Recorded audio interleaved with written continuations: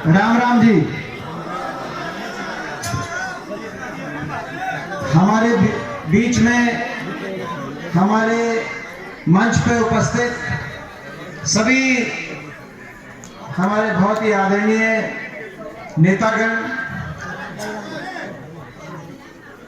सभी सारा सम्मानित मंच, सभी उपस्थित हमारे सम्मानित कार्यकर्तागण, पिता तुल्य बुजुर्ग, नौजवान साथी, मातृशक्ति, आज सबसे पहले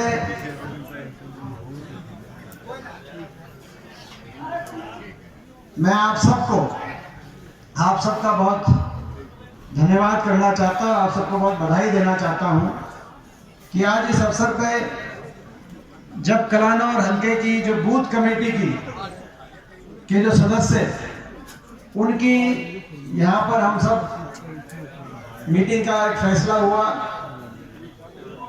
और इतनी बड़ी संख्या में आप आए और इतनी देर से आप लोग यहाँ बैठे हैं कि बहुत लंबा, क्योंकि बहुत से हमारे सारे वरिष्ठ नेतागणों ने अपनी बात आपके बीच में रखी। मैं समझता हूँ कलानौर हल्के की वर्कर मीटिंग मैंने बहुत देखी, आपने बहुत देखी है, मगर ऐसी कार्यकर्ता मीटिंग, वर्कर मीटिंग कलानौर हल्के की मैंने कभी देखी नहीं। मैं आप सबको बहुत बहुत मैं बधाई देता हूँ। बढ़िया। आज इस आपकी संख्या, आपकी भावना और आपके आशीर्वाद ने हमारा बहुत हौसला बढ़ाने का काम किया है और मैं ये विश्वास दिलाता हूं आपको कि आपका आज दिया गया आशीर्वाद खाली हाथ नहीं जाएगा। हरियाणा में आपकी सरकार लेके आएगा और बदलाव लेके आएगा, दोबारा से अपने इलाके में, पूरे प्रदेश में विकास, खुशहाली की दोबारा से रफ्तार लेके आएगा, ये मैं विश्वास दिलाता हूं। रोहतक लोकसभा चुनाव, आज पूरे प्रदेश और पूरे देश की नजर रोहतक लोकसभा चुनाव पे। अभी प्रेस वाले पूछ रहे थे कि ये सारी बीजेपी आई हुई है इसीलिए चले गए। कहते हैं हम आपकी बाइट पहले लेकर, सारे शरीफ है, सारे हमारे साथी हैं, लेकिन आपको पता है सरकार का, तो बोला जी हम आपकी बाइट लेके जाएंगे, सारी बीजेपी आई हुई है और रोहतक लोकसभा का भारत की बीजेपी का चुनाव कार्यालय का उद्घाटन कर रहे हैं, बीजेपी का चुनाव कार्यालय का उद्घाटन कर रहे हैं। कह रहे जी स्टेडियम में प्रोग्राम कर रखा, सारी बीजेपी आ रही है और कह रहे थे कि जी वो अपना दफ्तर खोल रहे हैं और लगातार सारी बीजेपी पिछले महीने से यही है।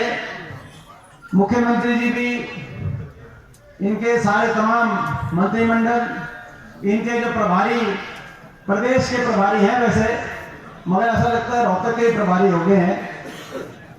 ठीक बात है ना? सारे एक महीने से यही है और दफ्तर खोल रहे हैं।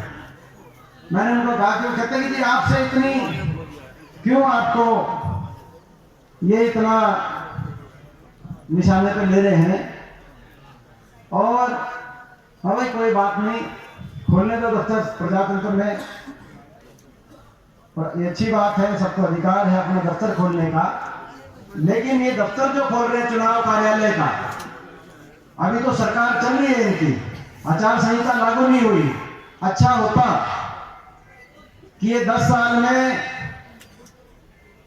कोई एक आदमी आईएमटी खोलते, मैम का एयरपोर्ट खोलते, मेट्रो का रास्ता रोहतक तक खोलते, कोई बड़ा स्टेडियम खोलते, कोई बड़ा अस्पताल खोलते, बाईपास जैसे अपने टाइम में बने ऐसे बाईपास खोलते, लोगों के लिए अपने दरवाजे खोलते, सम्मान के दरवाजे खोलते, लोगों को मान सम्मान देते, विकास कार्य करते, वो ज्यादा अच्छा होता।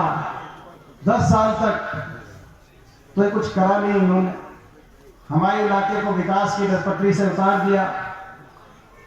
अहंकार का और शराफत का इलेक्शन आपने देखा होगा। 10 साल इनकी सरकार हो गई, कलाम और हल्के में भैंजी उतार दी, 3 बार आए। कलोई हल्के में 1 बार भी नहीं, बादली हल्के में 1 बार भी नहीं, बेली हल्के में 1 बार भी नहीं, झज्जर हल्के में 1 बार भी नहीं, और 2-4 कुछ बार रोहतक में आए हैं। तो 5 साल कहीं किसी हल्के में 1 बार भी नहीं। और आखिर में जब जा रहे हैं, अब जनसंवाद, इलेक्शन का टाइम नजदीक आ गया तो जाना पड़ेगा, जनसंवाद कर रहे हैं। तो जनसंवाद में भी आपने इस सरकार के अहंकार का रूप देखा होगा। कोई मुख्यमंत्री जी से कोई कुछ कहता है तो वहीं जो सरकार का, ये सरकार में अहंकार जो आ गया है, वो उस रूप में उसको जवाब देते हैं। हमारी एक महिला ने खड़ा होकर कहा कि जी कोई काम नहीं हुआ, देश में सबसे ज्यादा बेरोजगारी हरियाणा में हो गई, कोई फैक्ट्री आप खुलवाओ। तो बोला इनको चंद्रयान में बिठा के चांद में भेज दो। एक ने कहा कि जी कोई किसान की समस्या, बोला इसकी उठा के पिटाई करवाओ दूसरी पार्टी से। एक ने कहा कि जी नशे से चला गया मेरा लड़का, इतनी बेरोजगारी है, नशा बढ़ गया और मैं विधवा हूँ, 22 साल का बच्चा चला गया नशे में, कितना दर्द होगा उस समय पे। बोले इन्हें उठा के बाहर फिकवाओ। कल करनाल गए तो कहा कि जी जो है ये जो सिक्योरिटी है, ये सिक्योरिटी ऐसी नहीं है, ये धक्के मार के बाहर कर देगी। हम सत्ता में भी रहे, आपने भाई सत्ता में भी देखा, आपने विपक्ष में भी देखा। आपके भाई ने और इस बेटे ने धक्के खाए होंगे, किसी को धक्का मारा नहीं होगा। मैं आपको कहना चाहता हूं